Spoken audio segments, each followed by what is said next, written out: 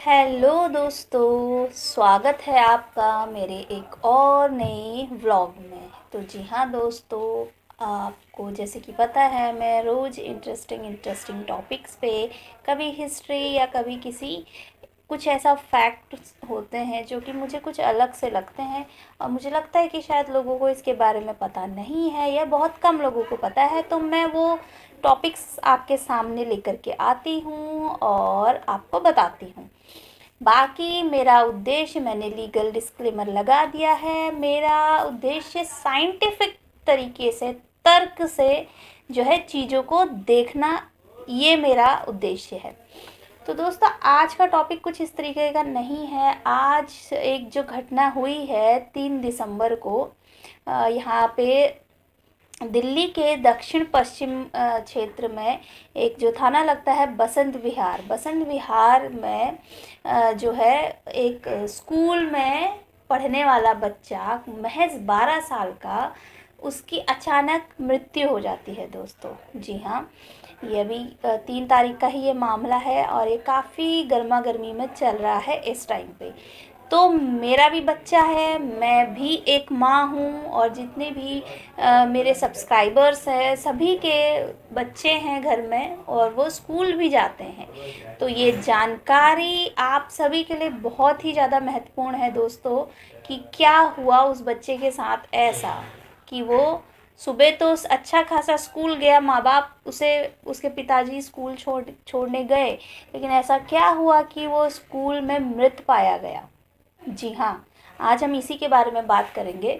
तो दोस्तों, आजकल बच्चों का ध्यान रखना बहुत ज़रूरी हो गया है दोस्तों, क्योंकि आपका और हमारा जो समय था वो समय बहुत अलग था। तब बच्चे बहुत अलग थे, बच्चे बहुत ही ज़्यादा धैर्य वाले थे, माँ बाप की बात सुनते थे और माँ बाप से डंडे भी खाते थे। जी हाँ, लेकिन समय के साथ साथ हर चीज़ में परिवर्तन आ गया है और सभी चीज़ परिवर्तित होती जा रही हैं। इंसान में सहनशीलता नहीं रह गई है, इंसानों में भी नहीं रह गई है।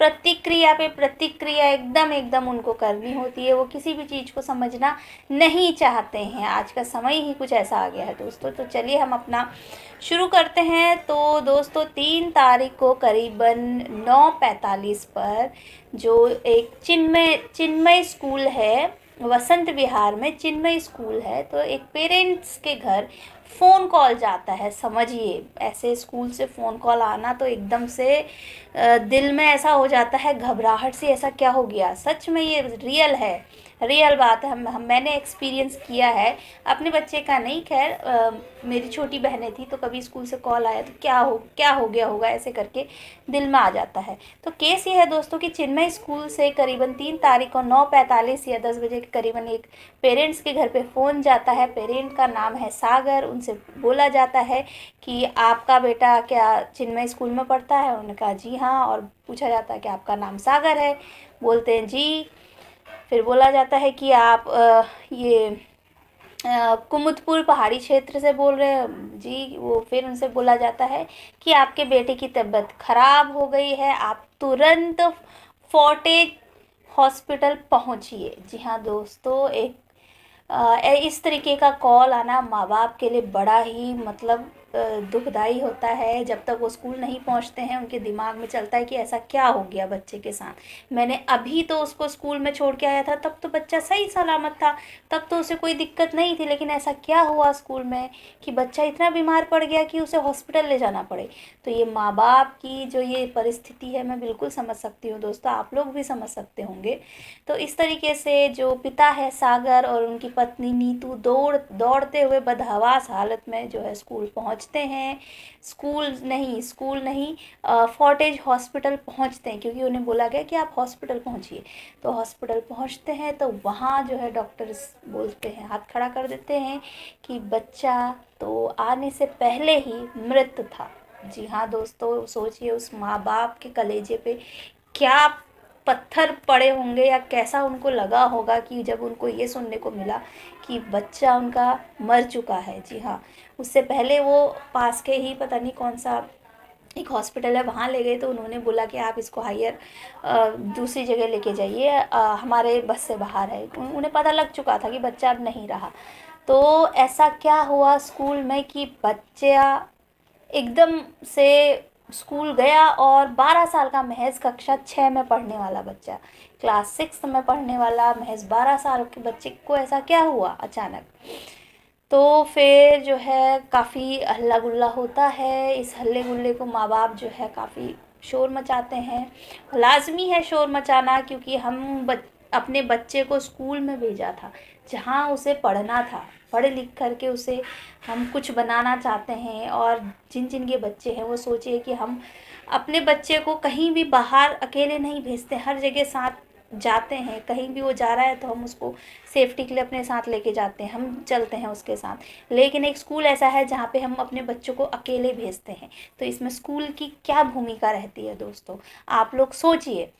तो लाजमी है माँ बाप का हल्ला काटना, माँ बाप का बोलना। तो इसको देखते हुए पुलिस को भी इन्फॉर्मेशन जा चुकी होती है, तो पुलिस पहुंचती है और मामला इस कदर मतलब ज़्यादा उग्र हो जाता है कि सोशल मीडिया के थ्रू जो दिल्ली की मुख्यमंत्री हैं आतिशी जी, उनको भी खबर पहुंच जाती है। तो आतिशी जी जो हैं 2 जांच जो है करवाती हैं। एक तो एसडीएम के पास जांच एसडीएम के थ्रू होती है, दूसरी जो है जो शिक्षा विभाग को दिया जाता है जांच करने के लिए, क्योंकि जो शिक्षा का जो सारा ही प्रोसेस है, सारी चीज़ों को जो है शिक्षा विभाग देखता है।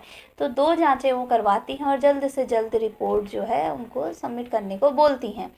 तो इस तरीके से सुबह से शाम हो जाती है। माँ बाप बिल्कुल उन्हें समझ में नहीं आता है कि आखिर ऐसा हुआ क्या, क्योंकि माँ जो है अपने बच्चे के कपड़े हटा करके उसके शरीर को देखती है कि कहीं कुछ मारा पीटा तो नहीं गया या ऐसा कुछ, तो कोई शरीर पे कोई घाव नहीं, कोई निशान नहीं। उन्हें बिल्कुल समझ नहीं आ रहा होता है, बस बच्चे के मुंह से झाग सा कुछ निकला रहता है। तो फिर जो है सुबह से शाम हो जाती है दोस्तों, और पुलिस भी जो है समझ नहीं पाती है आखिर हुआ क्या। तो फिर जैसे कि आप सभी को पता है कि स्कूल्स में जो है, प्राइवेट स्कूल है तो सीसीटीवी वगैरह लगना लाजमी है। तो सीसीटीवी वगैरह हर जगह पे मौजूद है, तो इस तरीके से सीसीटीवी खंगाला जाता है। सीसीटीवी में जो है ऐसा कुछ दिखता है दोस्तों जो कि विश्वास करना मतलब बड़ा ही मुश्किल है इन चीज़ों पे विश्वास, और मतलब ऐसा कैसे हो सकता है। तो ऐसा कुछ उनको दिखता है सीसीटीवी में कि जो 1 मिनट की जो वीडियो है, उस 1 मिनट की वीडियो में उन्हें ऐसा नज़ारा उनको देखने को मिलता है कि सब के सब जो है चौंक जाते हैं कि ऐसा कैसे हो सकता है। जी हाँ दोस्तों, सीसीटीवी में उनको दिखता है कि एक जो प्रिंस है, प्रिंस प्रिंस के ही साथ पढ़ने वाला सेम एज का 12 साल का जो बच्चा है दोस्तों, 12 साल का बच्चा ही होता है, तो वो बच्चा प्रिंस के गले को 6 सेकंड तक दबा के रखता है जब तक कि प्रिंस गिर नहीं जाता है। तो ये नज़ारा देखने को मिलता है वहाँ पे, आप सोचिए। और घटना क्या हुई थी, घटना कुछ नहीं हुई थी। जो प्रिंस है, प्रिंस सामने से, प्रिंस और जो उसका सहपाठी है, मतलब साथ में पढ़ने वाला सेम एज का 12 साल का, वो सामने से ऐसे आ रहा था। तो कंधा टकराता है ना, हम टकराते हैं ना आते जाते लोगों से, तो वही वो टकराया। इसी बीच में दोनों के बीच जो है झगड़ा हो गया, या क्या कह सकते हैं हम, क्या हुआ होगा, वो दूसरा बच्चा उसका गला दबा देता है। तो दोस्तों मैं तो बिल्कुल भी ये सोच नहीं पा रही हूँ कि आजकल हमारे बच्चों को क्या हो रहा है, क्या वो सीख रहे हैं। जी हाँ दोस्तों, ये इन सब का सबसे बड़ा इफ़ेक्ट जो है बच्चों पे किस चीज़ का है, आप लोगों को सभी को पता है कि मतलब एक बच्चे ने, एक 12 साल के बच्चे ने एक दूसरे 12 साल के बच्चे को महज गला दबा के, आप सोचिए कि कितना उसको ताकत उसको कितनी लगानी पड़ेगी। 12 साल का वो खुद भी है, आप सोचिए कितना उसके अंदर इतना गुस्सा क्यों भरा, किस लिए भरा है, बच्चों के अंदर इतना गुस्सा क्यों, एक दूसरे से टकराया तो है। उसने इतनी देर तक उसका गला दबाया जब तक कि उसकी मृत्यु नहीं हो गई या वो गिर नहीं गया। तो दोस्तों हमारे बच्चे हैं, बच्चों के लिए हम किस भविष्य को हम देखते हैं आगे, क्या भविष्य उनका हम देख रहे हैं। पहली बात तो हमने अपने अपने बच्चों को मोबाइल्स फ़ोन दे रखे हैं, जो कि सभी बच्चों के पास है, मेरे बेटे के पास भी है। लेकिन आप लोग नज़र रखिए कि आपका बच्चा फ़ोन में क्या देख रहा है, वो किन किन चीज़ों को देख रहा है। और दूसरी बड़ी बात, मैं सारा का सारा ब्लेम इसमें पहली बात तो देना चाहूँगी जो सोशल मीडिया पे जो इन्फ्लुएंसर्स हैं, उल्टी सीधी हरकतें जो करते हैं, और जो गाने जो बनते हैं बंदूक लेकर के और गोली मार देना, ये कर देना, वो कर देना, ये है। और जो बड़ी बड़ी फिल्में बनती है, अभी जो पीछे आई थी ना एक फिल्म, आप समझ गए होंगे, खतरनाक, जो जिसका बड़ा ही क्रेज़ लोगों पे चला है कि क्या उसमें था कि थप्पड़ ही तो मारा है, ऐसा करके कुछ वो मूवी जानवर, है ना। वो मूवी तो सभी ने देखी है, और वो किस कदर की मेंटलिटी को दर्शाता है कि वो बच्चा स्कूल में जब वो होता है, उस मूवी में दिखाते हैं वो गन लेकर के बच्चों को डराने के लिए गन लेकर के जाता है। और उस मूवी में हवा हवा ही जो है जो यंग एज के जो बच्चे हैं बिल्कुल सीटियां बजाते हैं, तालियां बजाते हैं। तो दोस्तों ये सारी चीज़ें हमारे देश के लिए कैंसर है, हमारे बच्चों के लिए कैंसर है। जो बंदूक और ये इस तरीके की जो गाने और ये सोशल मीडिया पे जो चलता है, ये सारी चीज़ें और ये पिक्चरें, ये मूवीज़, इस तरीके की जो वायलेंस दिखाती हैं और जो कहती हैं कि अगर उसने तुम पे अटैक किया है तो तुम्हें उसे जाके मार देना है। तो ये सारी चीज़ें ही हमारे बच्चों को इस तरीके का जानवर बना रही हैं। जी हाँ दोस्तों, ये और दूसरा इसमें मैं स्कूल प्रशासन को मुझे समझ नहीं आ रहा है कि वो कहाँ था।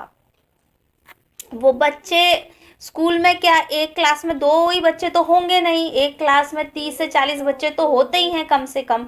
तो उन बच्चों में से क्या कोई भी टीचर को बुलाने नहीं गया इतनी देर तक जब वो उसका गला दबा रहा था? क्या कोई टीचर वहाँ पे मौजूद नहीं था?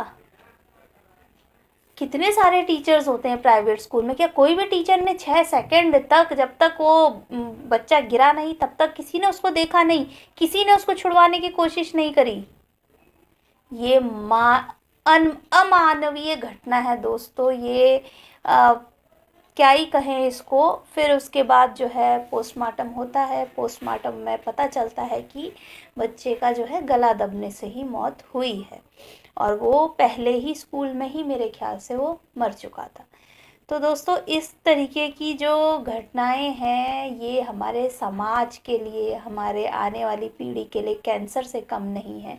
कैंसर का तो फिर भी इलाज है, लेकिन इन सभी चीज़ों का इलाज मुझे तो नहीं लगता है कि कोई कर सकता है। इन सब चीज़ों का इलाज पेरेंट्स को ही करना होगा। पेरेंट्स को अपने बच्चों को ये सिखाना होगा कि आपको माफ़ करना आना चाहिए। जी हाँ दोस्तों, आपको लोगों को माफ़ करना आना चाहिए। बेटा गुस्सा आता है, ज़रूर आता है, लेकिन गुस्सा इंसान पर हावी ना हो वो तब तक ही ठीक रहता है। अब इसमें दोनों बच्चों की ज़िंदगी बर्बाद हो गई। जो बच्चा था वो तो चला गया, और जो दूसरा बच्चा था उसकी भी तो ज़िंदगी बर्बाद हो गई ना। उसको हो गई जेल। जेल ही होगी जब सीसीटीवी में सामने दिख रहा है कि किस किस तरीके का ये वाक़या है। तो दोस्तों अपने बच्चों को हम ही शिक्षा देते हैं, बच्चे हमसे ही सीखते हैं।